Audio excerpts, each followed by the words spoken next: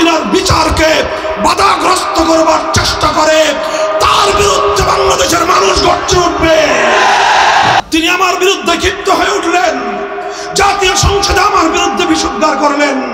তার পেটোয়া বাহিনী এবং দেশের মানুষের সম্পদে লালিত গোয়েন্দা বাহিনীর সদস্যদেরকে আমার বিরুদ্ধে ষড়যন্ত্র করবার জন্য এলিয়ে দিলেন আর আমাদেরকে কারারুদ্ধ করলেন। 3 বছর পর্যন্ত কারান্তরালে আমাকে বন্দী রাখলেন। আমরা বলেছিলাম বাংলাদেশে আপনারা স্বাধীনতা রজত জয়ন্তী, সুবর্ণ জয়ন্তী উদযাপন করবেন, এটা আমাদের জাতীয় উৎসব। কিন্তু এই উৎসবে নরখাত গুজরাটের কসাইকে আহ্বান করে আমার স্বাধীনতার অনুষ্ঠানকে কলঙ্কিত করবেন না। আমাদের কথা ভালো লাগলো না। আমরা বলেছিলাম আপনার মরহুম পিতা ভাস্কর্য বানায় জাতীয় সম্পদ ব্যয় করে আমাদের ট্যাক্সের টাকা দিয়ে আপনি সাধারণ জাতীয় স্থাপনাগুলোতে, মহাসড়কগুলোতে আপনার বাবার মূর্তি বসাতে পারেন না। এদেশের মানুষ আপনার বাবার মূর্তি বানানোর ম্যান্ডেট আপনাকে দেয় নাই। আমরা মুসলিম জনপদে সড়কের মোড়ে মোড়ে এইভাবে তার বাবার মূর্তি বসানোর বিরুদ্ধে তাকে উপদেশ দিয়েছিলাম। মনে রাখবেন, আমরা কিন্তু হিন্দু ধর্মাবলম্বীদের মন্দিরের কোনো মূর্তির সমালোচনা কোনোদিন করিনি। হিন্দুদের ধর্মাবলম্বী উপাসনালয়গুলোতে তাদের মূর্তি থাকবে, তারা মূর্তির উপাসনা তাদের মতো করে করবে। কেউ যদি সেখানে ব্যাঘাত ঘটাতে চায়, আমরা জীবন দিয়ে তার পাহারাদারি করব। কিন্তু মুসলমানদের জাতীয় সম্পদ ব্যয় করে রাস্তার মোড়ে মোড়ে মুসলমানদের গুরুত্বপূর্ণ স্থাপনাগুলোকে বাবার মূর্তি দিয়ে এদেশটাকে একটা মূর্তির আখড়ায় পরিণত করবেন, আমরা উপদেশ দিয়েছিলাম এটা করেন না, ভালো হবে না। আমার এই কথা আমার ভালো লাগলো না। তিনি আমার বিরুদ্ধে ক্ষিপ্ত হয়ে উঠলেন, জাতীয় সংসদে আমার বিরুদ্ধে বিষোদ্গার করলেন।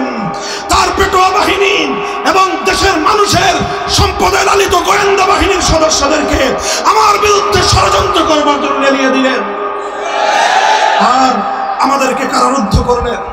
3 বছর পর্যন্ত কারান্তরালে আমাকে বন্দী রাখলেন। কি পেয়েছেন আপনি? আপনি মনে করেছিলেন জোর করে এদেশের জনগণের কাঁধের উপর আপনার বাবার মূর্তি বসিয়ে দিবেন।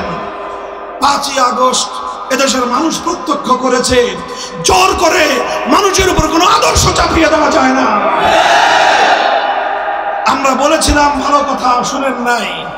এখন গোটা বাংলাদেশ থেকে আপনাকে আপনার বাবার নাম সহ উৎখাত করে দিয়েছে।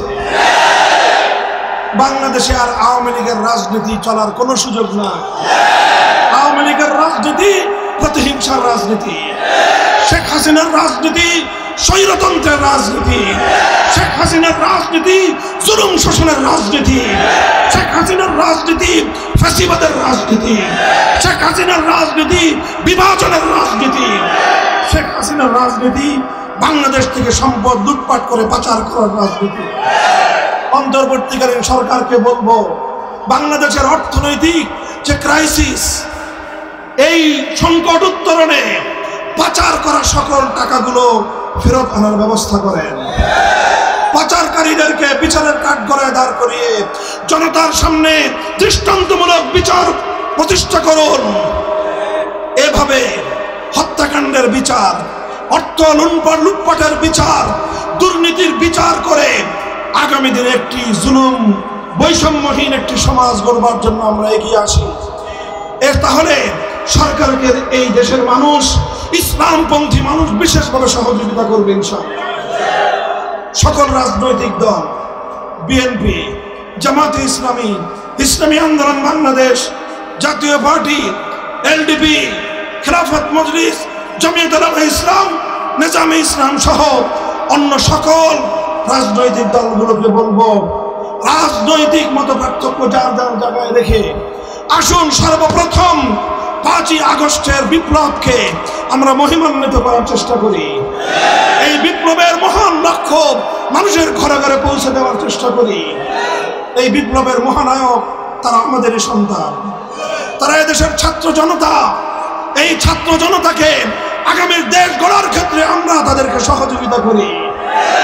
আর সকল প্রয়োজনীয় সংস্কারের পরে অযথা বিলম্ব না করে জনগণের প্রতিনিধিদের হাতে ক্ষমতা হস্তান্তরের মাধ্যমে একটি শক্তিশালী বাংলাদেশ গঠন করার জন্য পথ উন্মুক্ত করে দিতে আমি অন্তর্বর্তীকালীন সরকারের প্রতি আহ্বান জানাই।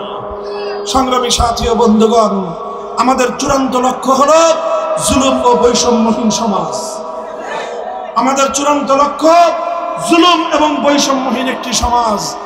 মনে রাখবেন, চূড়ান্ত সাফল্য পরিপূর্ণ বৈষম্যহীন সমাজ গড়তে চাইলে মানুষের বানানো মানব রচিত কোনো তন্ত্রমন্ত্র দিয়ে হবে না। সেজন্য প্রয়োজন সৃষ্টিকর্তা মহান আল্লাহ প্রদত্ত রাজনৈতিক ব্যবস্থা। আর আল্লাহ প্রদত্ত রাজনৈতিক ব্যবস্থার নাম হলো আল্লাহর প্রতিনিধিত্ব তথা খিলাফত।